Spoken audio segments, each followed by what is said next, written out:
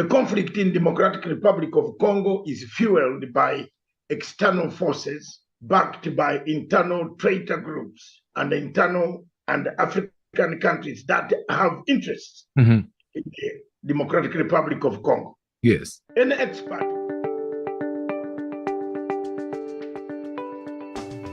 Conflicts in Africa take a lot of our time to resolve.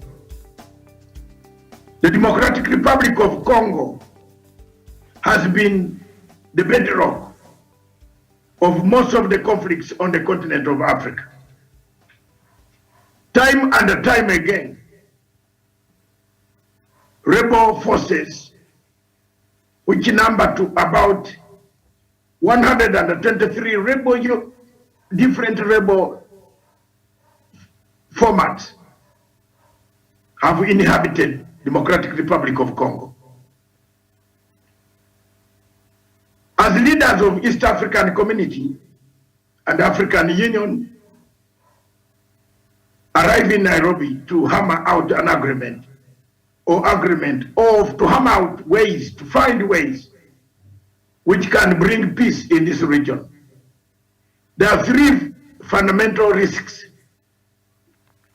or factors that they should put in account. One, the questions they should ask: who funds these rebels? Two, who arms the rebels? Three, whose interests are these rebels fighting for? I believe those three questions or those three factors are very, very important and crucial if we want to find long-lasting peace to the conflict of Democratic Republic of Congo. Who funds the rebels? Who arms the rebels? Whose interests are the rebels fighting for? Fellow Africans, you can find answers for those questions or factors. But the most important thing are the rebels themselves. From time to time, they have been called for peace talks. Some sit on the table. They exactly know who funds them, who arms them, and whose interests they are fighting for. Believe me or not, these rebels, some of them don't even say who gives them their arms. A conflict, a sharp conflict like that of the DRC Congo, those involved in mediating it must find and stop the funders, those who arm the rebels, and who are the beneficiaries of the war. If you don't stop the three categories, we shall have meetings and meetings, but solutions will be less. So until the truth comes that the funders, those who arm, who fund, and whose interest the rebels are fighting for, if you don't find answers to those questions, the solution in Democratic Republic of Congo will remain elusive, as the war itself remains elusive. It cools down, it comes again. It cools down, it comes again. Fellow Africans, it is time for us to focus on the three elements of funders, those who arm, those who fund, and whose interest are the rebels fighting for. I don't think we can go on wasting time, money to find the solutions, yet the solution is just amongst us, the leaders sitting down. Those solutions are amongst in Nairobi, success.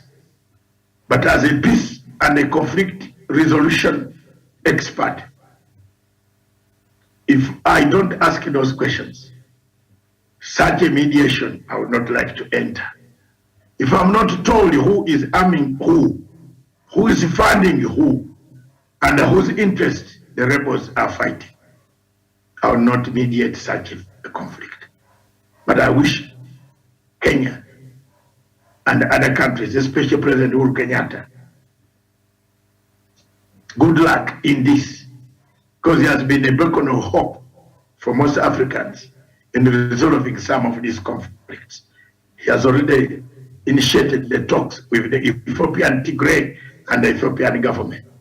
Your Excellency, I wish you good luck, but I pointed out those 3 factors. If you can look at them, you will find the answer. The answer lies there. Thank you very much, fellow Africans. That is as far the week that was and what we expect as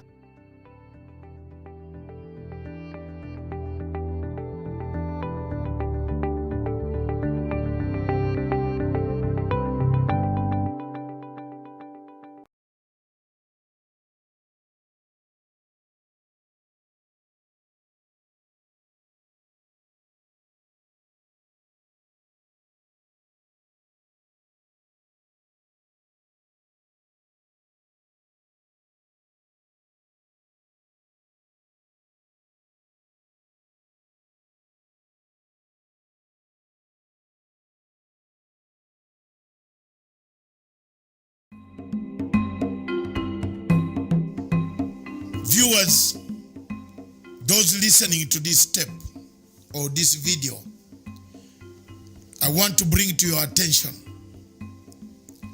that the politics of proxy wars in Africa is becoming real, and it has become a reality.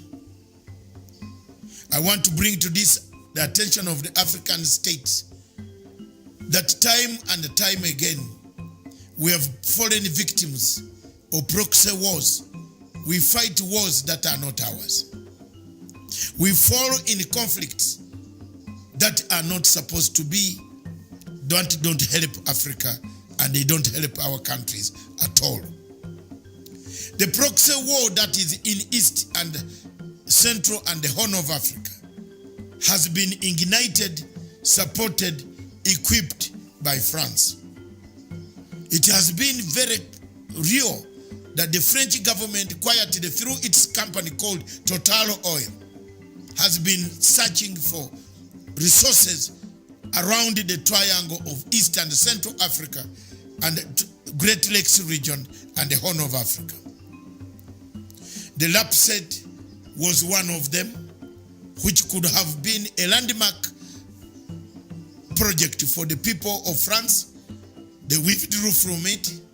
The Tanga to Mwanza, they made it, they withdrew from it. The search for oil and resources through Total Oil has brought us the dangers of a proxy war in the region. It is therefore very prudent for people of the region to understand the dynamics that we are going through. For example, in Rwanda and the Burundi conflict, there is a proxy war. We are fighting a proxy country has brought us to a war between the two countries, between Uganda and Rwanda and Burundi. There is a proxy war in Congo who is sponsoring a resurgence of rebels that are fighting President Tshisekedi because he was not supported by countries that we know very well.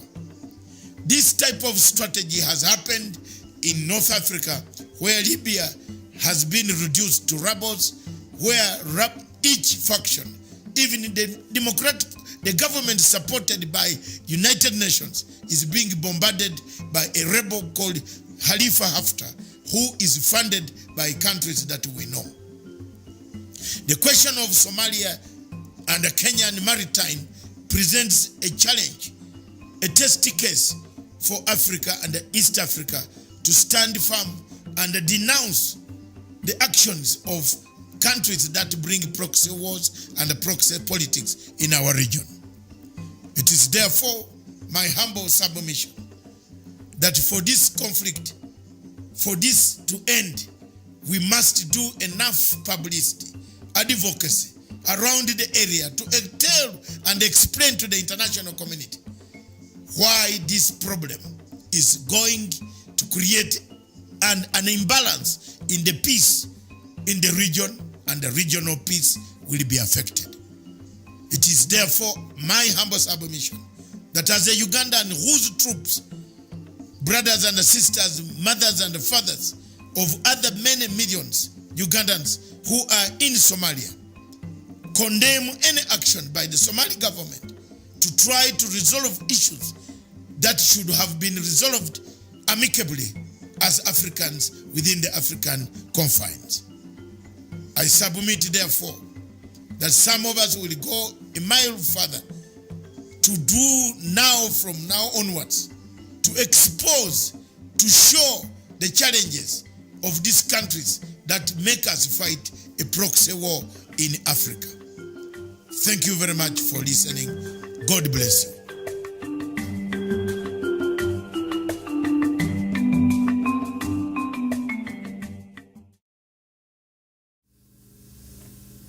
Good morning, viewers. Welcome to Punchline Africa Television, broadcasting from the Political Command Center in London. Thank you very much, viewers across the continent of Africa.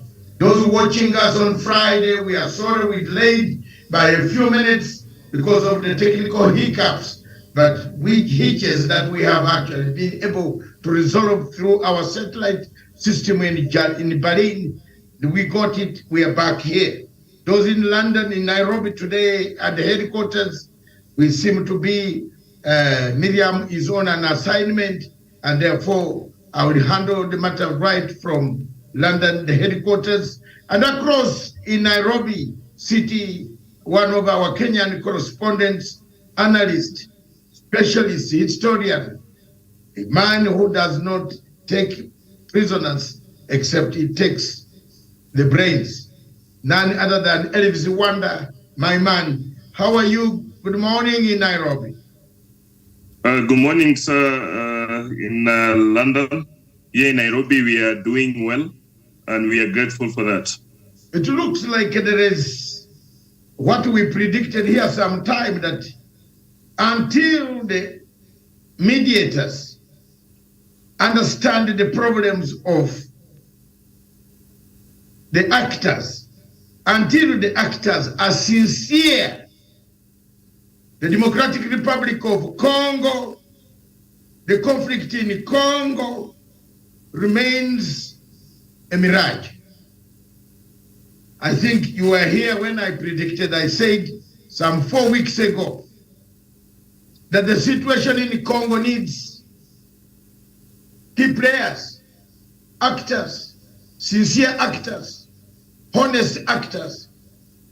You cannot resolve the conflict when you don't know who supplies who is supplying, equipping, supporting logistics to the rebel groups. For us, those who have resolved the conflicts before, the questions that we ask, two questions, fundamental. Fundamentally, question number one, we ask the funders to withdraw the funding, the support, the supply of arms, the supply of money, the supply of men, materials to the warring party. For the case of the Lord Resistance Army, we went to Khartoum and asked Bashir to stop the support for the Lord Resistance Army. 6 hours we sat in the palace, myself, President Chisano, Dr. Riek Machar, and some African foreign ministers. We hammered an agreement with Bashir that there is no more support for the LRA that was maiming, killing people in South Sudan and Northern Uganda. We moved again to Kampala for the first time in 23 years. I'd never stepped in Kampala since Museveni took power in 1986, because I left Kampala in 1985, 27th July, Saturday morning, 10 o'clock, with my late President Obote. We sat down with President Museveni for the first time, 2008, in Kampala, and the UN auspices, Chisano, Chikwete, Riekamacha, all observers from SADC, East African Community, IGAD, AU, European Union, and we resolved. President Museveni came clean and told us he will not support the SPLA anymore. That is how we resolved the conflict of the northern Uganda. With key players, key actors in the conflict coming together and agreeing that this conflict has to end. Nobody can stop us. Nobody can stop any reggae going on. We shall finish the conflict. But if key players, key actors in the conflict have double standards, double faces, the conflict cannot end. The sharpness of the conflict depends on the supplies that are given to the rebels. As we speak today, the M23 seem to have a long queue of supplies that never end. Therefore, today on this show, the tough questions. I designed this show because I want to be different from other television stations that copy the American television or British television. I want my television to be a television of discussion, engagement. When you pick this clip, you have knowledge. If you're a student of international relations or conflict resolution or political science, you take your exams, learn something from this type of television. That is the Africa we want. That is the type of television and the media that we want. The generation is coming today or tomorrow would like to learn more other than to copy-paste from what the British institutions, American institutions are telling us what to do. The situation in Democratic Republic of Congo, therefore, poses a threat to Africa. A better Africa can never be there when one of them is injured. The situation in Democratic Republic of Congo places a great responsibility to the people of the region, the East African region, the African Union, the SADC, the EU, the AU, to find solutions. How do we come to solutions when we have external meddling parties? I am one of those people who has never feared death, because when death comes, it can strike. I'm not God. God prepares it. But I tell the truth so that I leave a legacy of telling the truth. I don't tell the truth to earn money. I tell the truth to educate. There are external meddling parties that are frustrating the process of the Democratic Republic of Congo, that are meddling to stop, to divert the attention of the facilitators, mediators, to focus on the conflict and resolve it once for all. And I will be very honest and name them here today. Because for me, I don't need their passport to go where they want. If I don't go to Paris, what next? What will I lose? If I don't go to Qatar, what will I lose? Can somebody tell me why Qatar, without the consent of East African Community mediation team, had summoned Kagame and Tshisekedi to meet them? Who is Qatar bidding the mediation for? I have always been very honest. And that this clip must be cut out to the public to know. Qatar claims to have called for a meeting to meet Kagame and Tshisekedi. Who are they? They have caused the chaos in Libya. They have caused chaos in many African states. Qatar created chaos in Cape Delgado. Wherever you see Qatar, you see Total Oil. Wherever you see Total Oil, you see Qatar. Qatar provides the funding. Total Oil provides the drilling of the minerals. They create a conflict.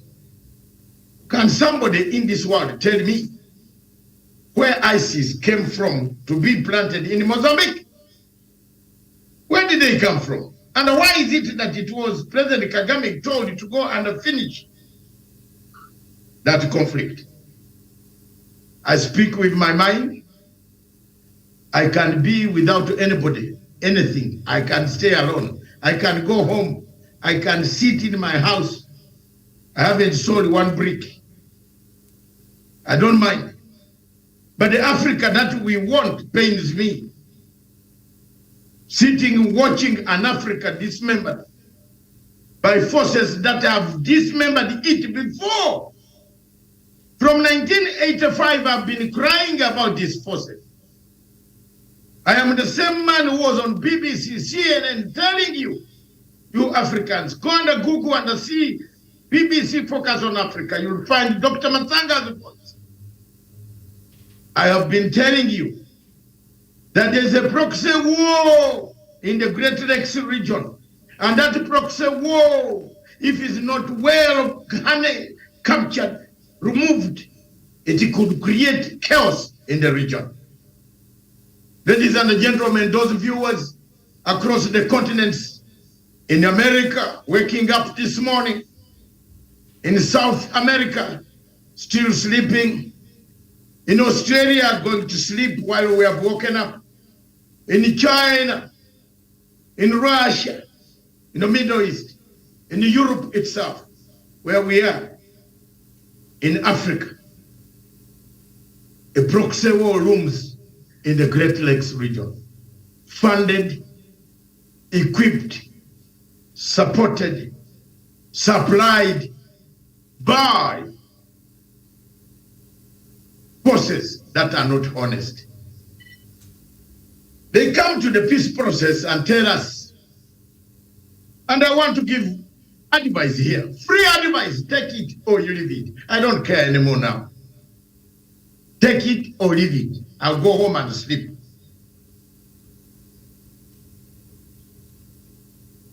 Be honest for me. And I'm honest. Ask the rebels before you even negotiate with them, who gives you the arms. If they don't tell you who gives you the arms, walk away from that negotiation. I'm honest. They will look for you. Let's not put lives in danger. The Ethiopian crisis ended very, very well. Why? Ethiopians on both sides were clean, clear, to the point. They said, so and so, we want our Ethiopia. We want a united Ethiopia. We are fed up of fighting. People have come to us to give us arms. It ended. This one of DRC Congo, people are not sincere. The rebels are not sincere. The presidents of East Africa, some of them are not sincere, and I will name them here. Yes, what will they do? They are the same age like me. So if they can kill me, I also have children who look out for those who killed me. Yes. I was worried about my children, but now the last one was 24, and all of them have tools of analysis in this world. They will look for someone who killed the father. We can't have this nonsense. taking place all the time. Why should we have this nonsense all the time?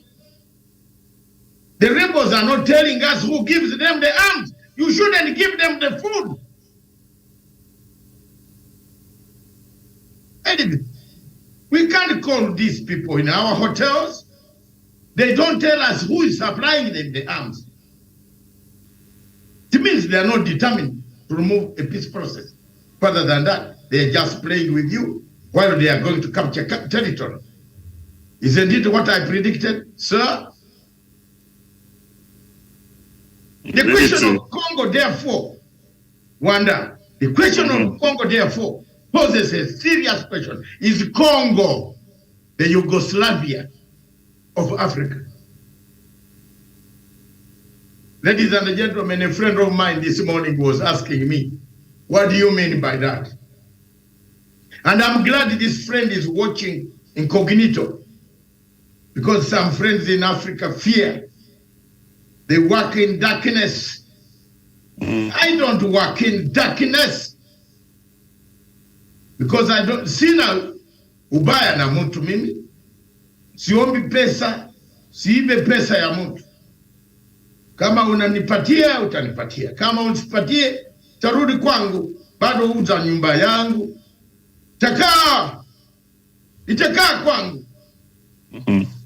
Meshafanya kazi, meshafanyia Afrika, meshatoa sanctions in Europe against that Zimbabwe there.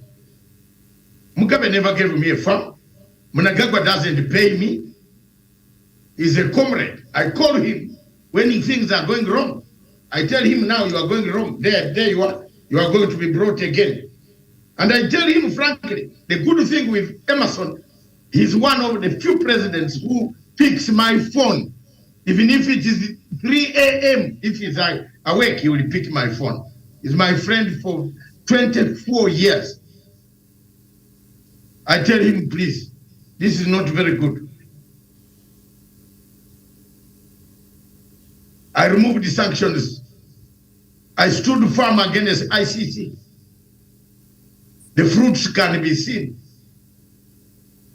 And let people understand it. Let people understand that there is a problem.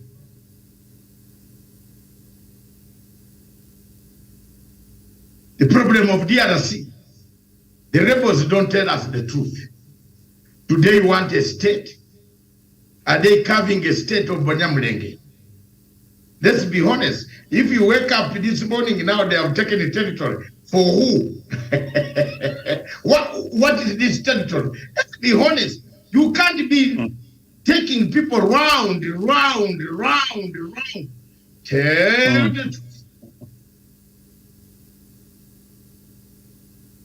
Viewers across the continent of Africa, of the world, it is sad, therefore, for us to sit here day in, day out, talking about the same conflicts, the same thing that kills us, the same thing that destroys Africa, conflicts, the same things that takes refugees to Mediterranean Sea, conflicts, hunger, bad democracy, bad elections.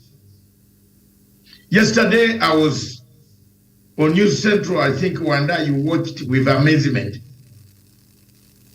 You must have said, I said, Nigeria would do better.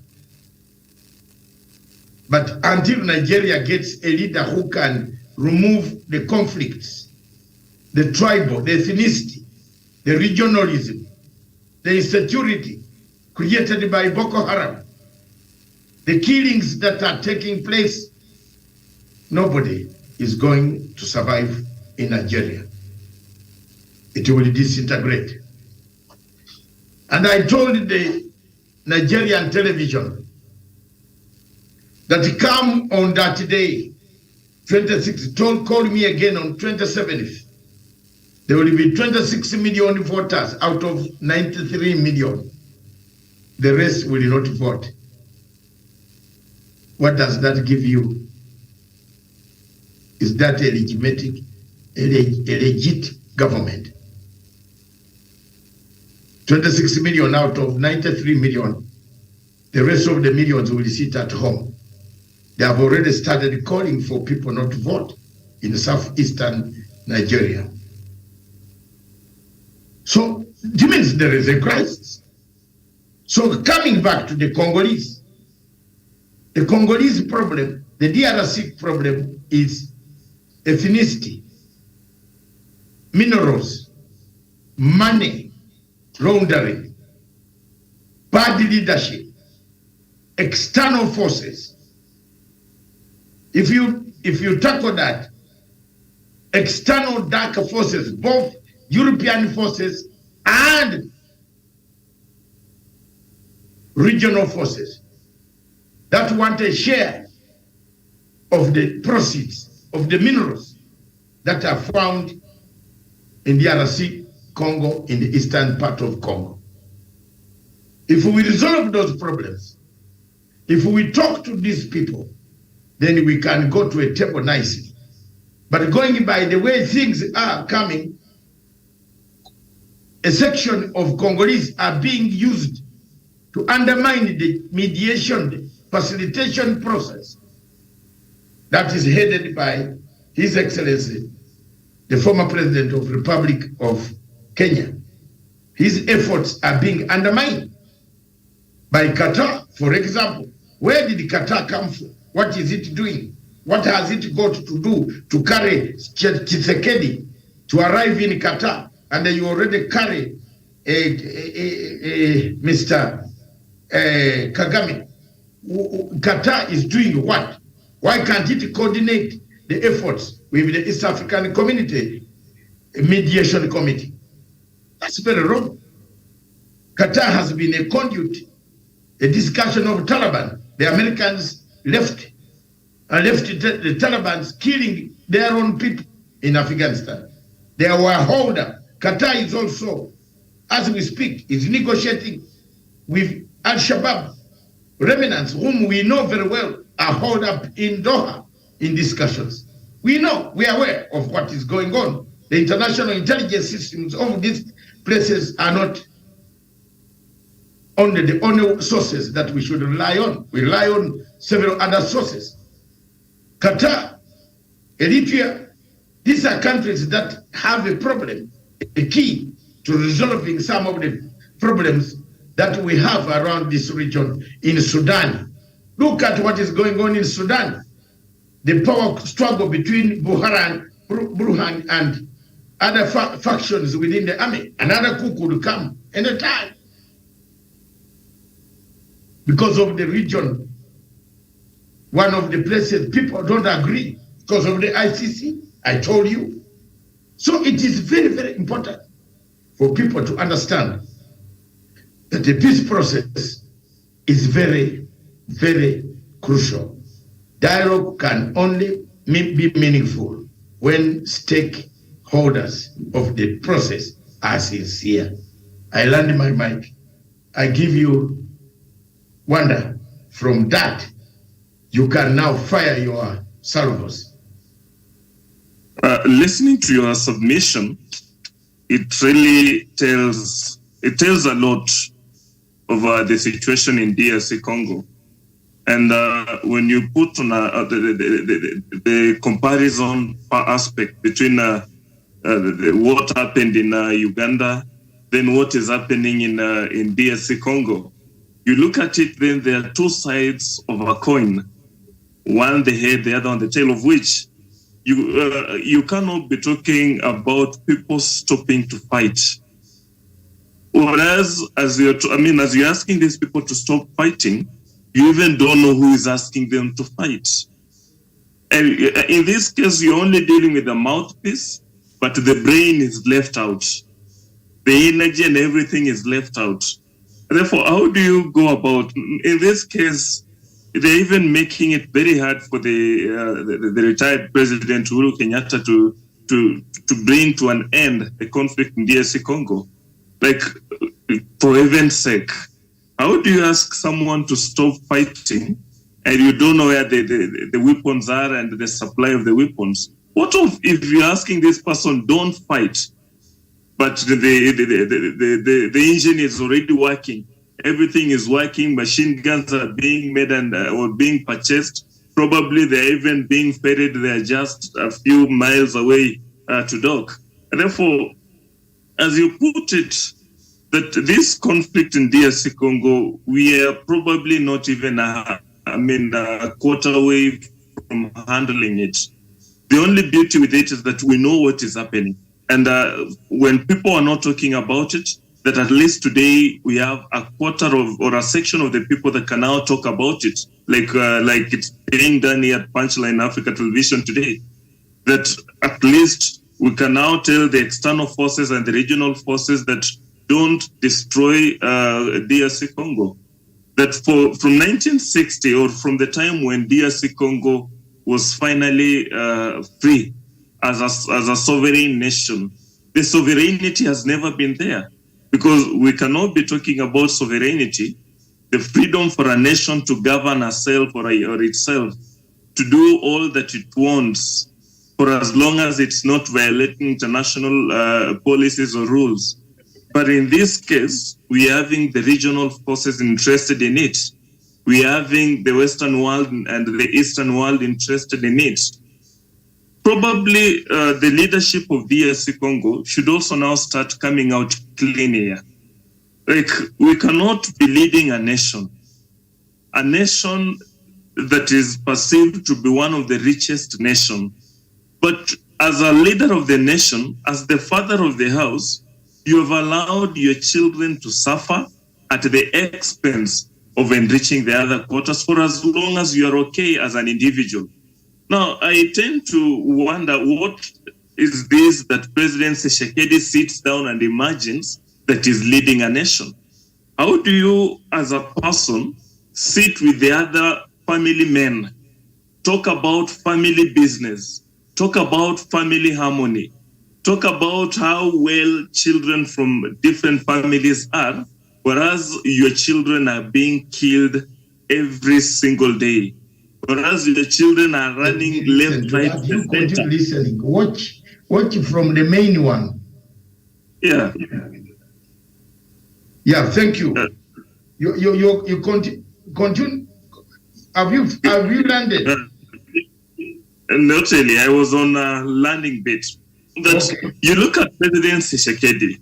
When President Tshisekedi sits with other presidents, then they start talking about the welfare of their nations, their subjects, and how, and their prospect, what they want to achieve, probably after a certain period. How does he sit in such a discussion as a peer in this case, as a fellow president in this case, or of a leader of a nation, then start such kind of a negotiation or such kind of a topic, whereas in his own country, he has failed to bring to an end the madness that has been there for decades now. And then how does he start pointing a finger and telling us that, I don't know, a president from a neighboring country is coming into my country, is not giving me peace to lead my people? Why should they then not stand the ground, equip his military, make sure that his army is able to protect his territories, then he lead the nation? Or is this country too big for the leadership of DRC Congo? Because if the country is too big for the leadership of DRC Congo, then let President Tshisekedi with his own government come to a conclusion and say, Congo is too big, we cannot lead it, we cannot execute, or we cannot completely put this house in order. When we want to put this section in order, the other one will be out. Or when we want to bring this one in order, the other one will be at a mess. But So, Professor yes, sir. Elvis, Yes, sir. the position here is, do we want to rearrange Congo? I think the position you are making is very clear that people are not asking hard questions. Yugoslavia was a problem to Europe. And the European countries, namely Britain, France, and other countries sat down and said enough is enough, because it was put under Marshal Tito after the Second World War. That's why they call it the Balkans of Europe, balkanized into several states: Croatia, Macedonia, Bosnia-Herzegovina, Albania, the Serbs, with all capitals, a very good area positioned in the Central Europe, bordering NATO countries and bordering communistic states of the East. What did we do? What did we do in Europe? We dismantled Yugoslavia. Peace has returned in Europe permanently, because we used to have a lot of difficulties. We don't know what to do. We have some rogue states within Yugoslavia, Islamic. The Muslims wanted independence. The Serbs, who are not Muslims, they're Orthodox from the Russian side. They didn't want anything to do with the Muslims of Albania and Bosnia and Croatia and other places. That same problem of ethnicity is the one that is in DRC Congo. And when you look at that, yes, in DRC Congo, one of the problems that you can write when you are going to your grave is ethnicity. The Congolese of the West don't want to see the Congolese of the East eye to eye. That ethnicity factor undermines the peace process. Even if you can write 2 million pages, it will undermine the peace process. This sort of ethnicity. Let's remove the bad apples. What did we do in northern Uganda? The Bantu south of Museveni army never liked to see the north black Luo guys, because after the fall of Uganda on 27th July 1985, our generals came into Uganda, into Kampala, and warned us that they want to overthrow us. We left. We left the city with our president, who did not like to come.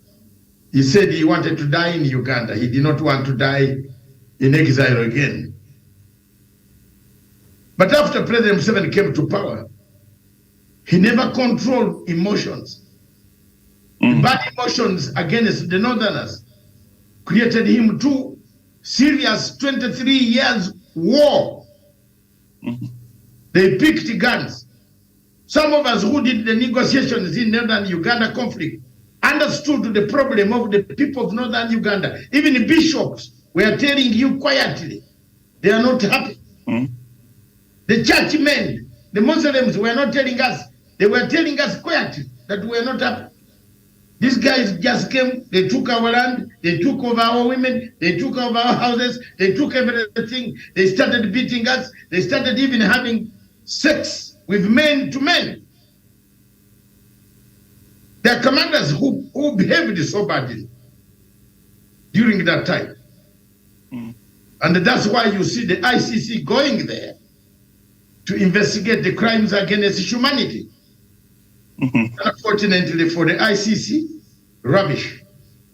They only brought out one side as the culprit. Similar to every case in Africa they have handled. Your case in Kenya, for example, you know. They used the tall one and then the short one. 6 of them, one was short, very short like this. Arab Sang. The other ones, Uhuru Kenyatta was tall, Ruto was tall, Mutaura was tall, another one, Kosige was medium. Yes, General, the Somali guy was tall. They joke, you know, the ICC is a terrible club. For me, Dr. Matanga, please, any African talking to me about ICC, and you want to bring me closer to them, they are stupid. They are very terrible organizations. And for me, I have no regrets. I don't care about anybody. I have evidence that ICC crumbled cases in Africa. Mr. Karim Khan has is not part of it. The people that I'm looking for are two, and I will get them one day. Luis Moreno Campo and Fatou Bensouda. They have left the court, but they have not given me the reason why they arrested me.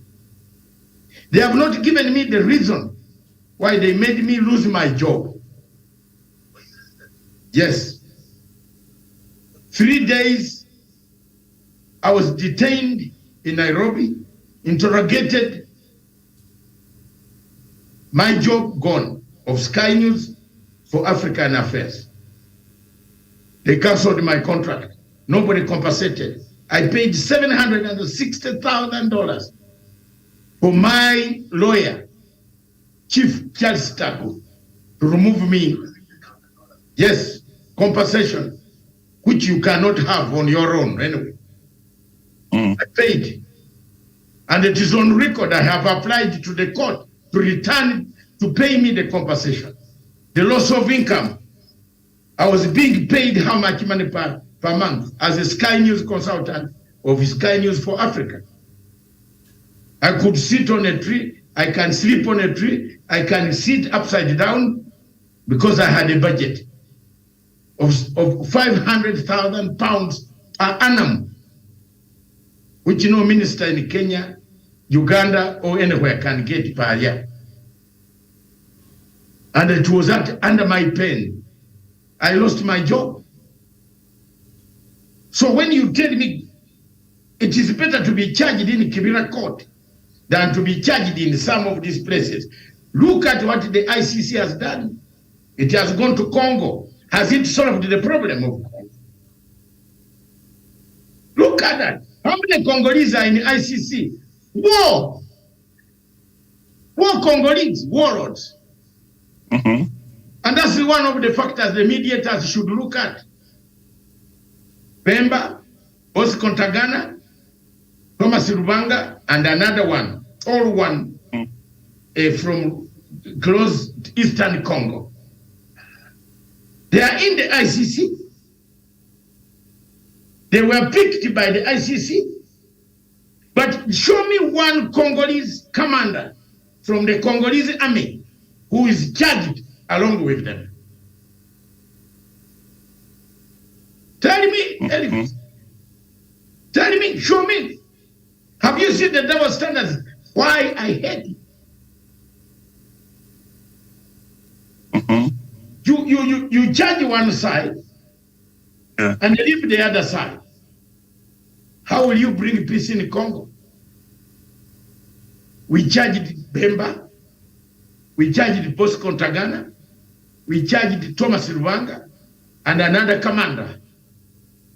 2 of them are serving sentence, 2 have left. Thomas Lubanga has finished his sentence, given an identity card. I think he has returned to Congo. The Uganda case, the same. The Libyan case, the same. Why do you arrest Gaddafi's children or child, the only remaining child on earth? The others, you have killed them, including the father. Then you charge the child, but you leave General Khalifa after.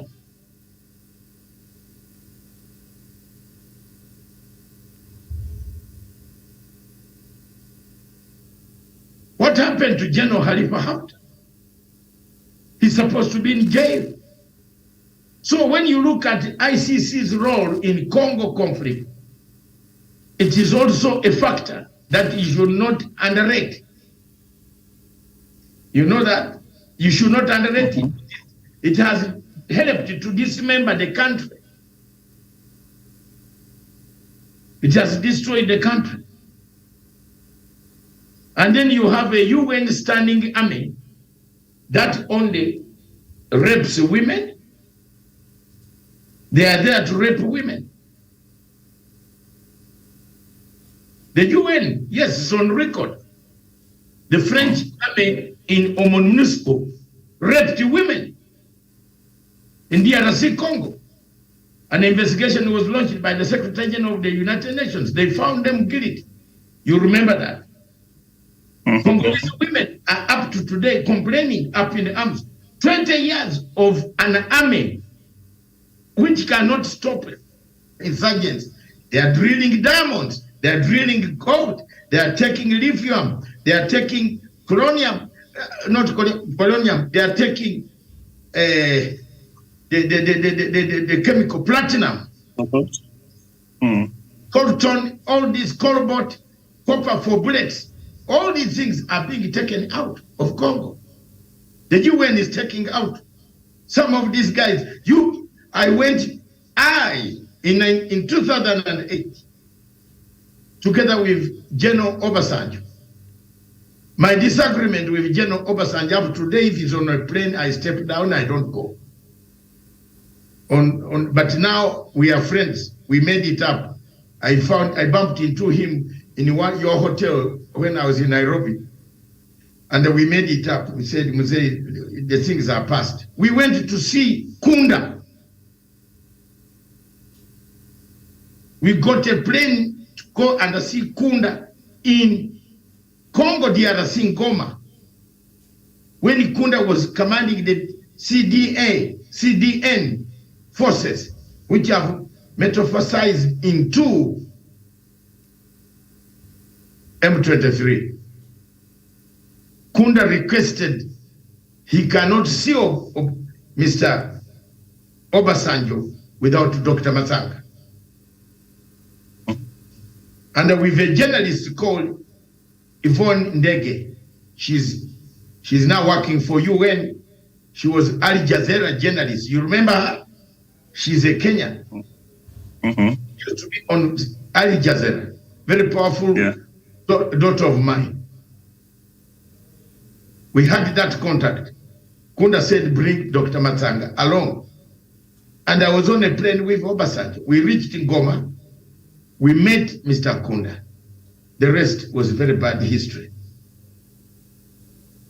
I cannot say more than anything bad than that. Kunda refused to meet Obasanjo.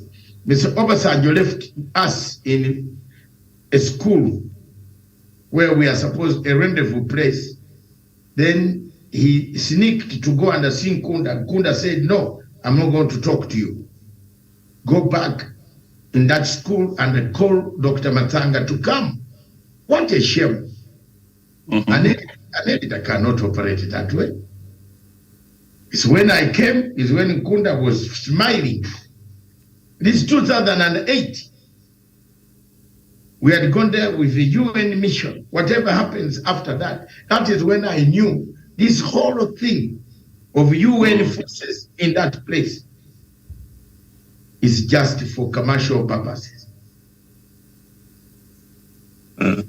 Your story reminds me, although you don't like this bit, but your story reminds me of Moi versus Robert Ouko before George Bush.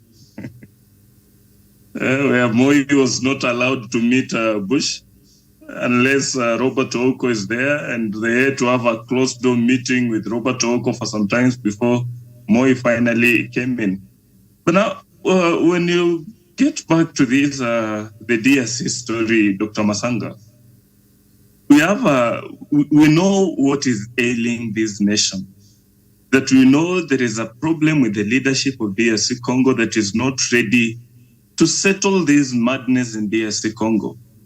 We also know there is, and we know that the weakness in the leadership of DRC Congo has allowed the external forces to easily come in and use such weak leaders to plant or to fund the rebels and to always do whatever they want to do in the DRC Congo. we have clearly seen the enmity or the bad blood that is being seen out there between President Kagame and the Tshisekedi. The other day, the fighting jet was brought down with an allegation that it was interfering with the airspace of the Rwanda. Now, when you try and compare DRC Congo and Yugoslavia and what is already happening in DRC Congo and the bad blood between DRC Congo leadership and the neighbors, what do you think we should do in this case? Because chances are Tshisekedi and the leadership of DRC Congo are not going to walk out. They are not going to do things the right way. To them, things are okay for as long as their bills are met, their leadership is secured. At the same time, they are not ready to have a sitting with the regional leadership that are in bad blood with them. So what is this that the mediators should do? And what is this that the region should do so that at the end of the day, we're able to help one of our own? Because AU is not going to do these things the right way. Tshisekedi is not going to walk out or to do things the right way. The bad relationship between someone like President Kagame and Tshisekedi is not going just to be cleared within no time. So how do we do so that we go the Yugoslavia way, Dr. Masani? I think we need to be honest that this conflict cannot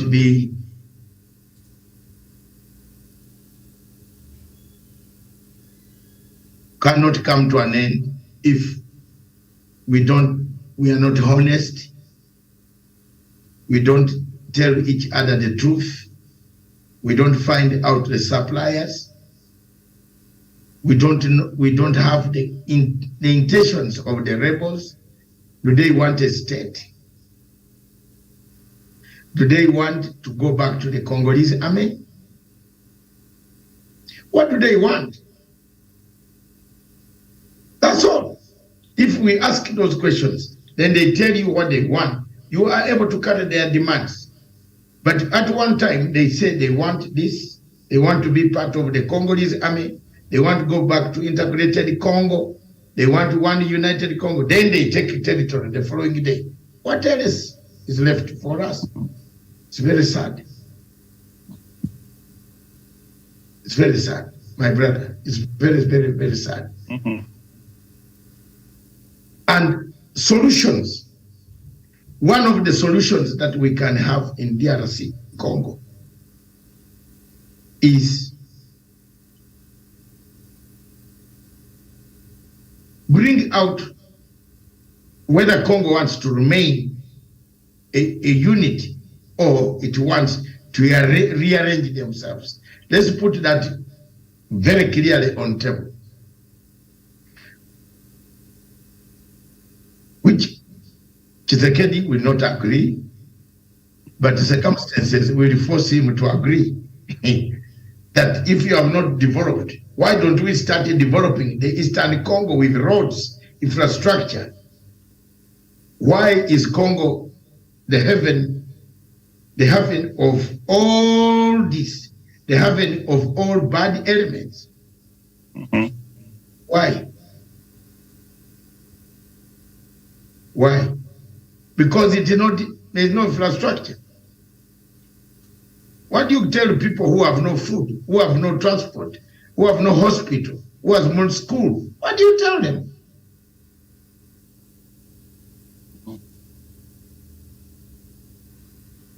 So the solution here, my brother, Mm-hmm. is we ask candid questions. That's all the solution is. Mm-hmm. You want peace? Yes. Who is arming you? Once that question is found, the mediators can look for all the resources to facilitate these guys to return back to normal. But for now, as we come to a closing end, I think, Elifs, as we want to leave it here, Situation in Congo remains very volatile. It remains a cause for alarm. It remains a situation that cannot be resolved. We want to ask the Congolese to give the facilitators a chance to resolve this conflict without any further bloodshed. I rest my case. Any parting shot from you? The Congolese government, or brothers and the sisters from that end, they should realize that Congo is their home. They don't have any other home. So they should be on the forefront, the very first line of the persons that will give support to the mediation team. And if there is any quarter that will want to undermine the efforts of the mediation team, then the Congolese themselves should be on the neck of such persons. They should stand their grounds and let such groups, the mediation team work. The same way with what happened in the Ethiopia-Tigray conflict, that once the Ethiopians, the Tigrayans realized that with the President Uhuru Kenyatta and Obasanjo will help them sort their problems, they gave the two persons a chance to offer the expertise to do everything possible so that finally the nation will come to peace. And indeed, it happened. Therefore, they should be at the first front of ensuring that they accord all the necessary support to the negotiation team, the mediation team, so that we finally come to a realization of a nation who will be able to exploit her riches and get to the league of the big nations and grow. So I yield and I land on that point. Dr. Masana. Thank you very much, Elif Ziwanda from Nairobi. This has been Punchline Africa Television, talking frankly the tough questions on Friday. Today we concentrated on the Democratic Republic of Congo, the peace process, obstacles, challenges, solutions. We have brought out solutions. We have said the only way that one solution that stands out are the rebels and the stakeholders and actors in the conflict to be honest to the chief mediators, to the mediation team, to the facilitation team. If you are not honest to the facilitation team and the mediation team, there will be no peace attained on the ground in the DRC Congo. The peace will remain a mirage if we are not honest to the mediation team. I rest. We land our microphones and I wish you a good weekend. We meet on Sunday, 2 p.m. East African time in Nairobi and 11 p.m. London time. We meet there. We talk about another development of Africa. Is Africa a source of food? Why should we hold a food conference?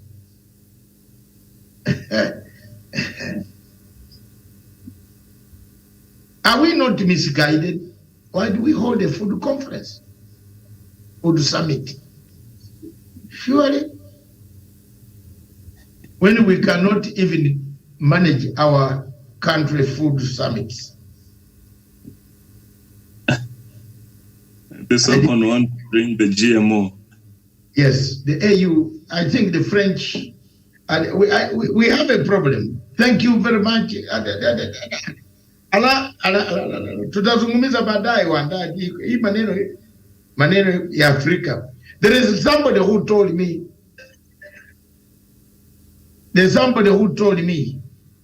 that when you come to Africa that you are not annoyed, then you must be not an African. You have to go back when you are annoyed.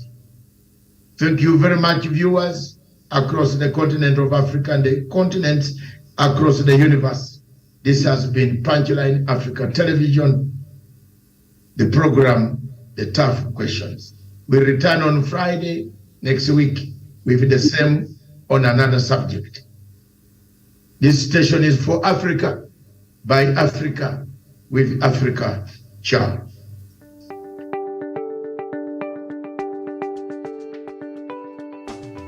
Conflicts in Africa take a lot of our time to resolve. The Democratic Republic of Congo has been the bedrock of most of the conflicts on the continent of Africa. Time and time again, rebel forces, which number to about 123 different rebel formats, have inhabited Democratic Republic of Congo. As leaders of East African Community and African Union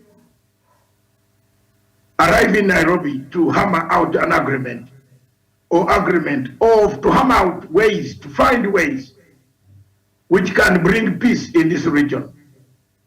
There are three fundamental risks or factors that they should put in account. One, the questions they should ask: who funds these rebels? Two, who arms the rebels? Three, whose interests are these rebels fighting for? I believe those three questions or those three factors are very, very important and crucial if we want to find long-lasting peace to the conflict of Democratic Republic of Congo. Who funds the rebels? Who arms the rebels? Whose interests are the rebels fighting for?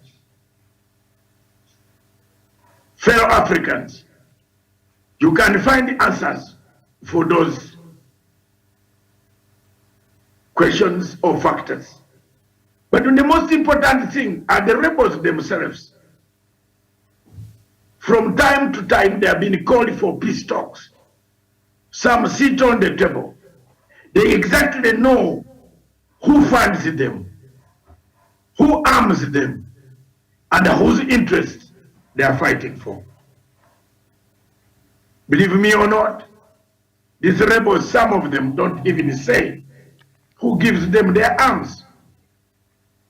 A conflict, a sharp conflict like that of the DRC Congo, those involved in mediating it must find and stop the funders, those who arm the rebels, and who are the beneficiaries of the war. If you don't stop the three categories, we shall have meetings and meetings, but solutions will be less.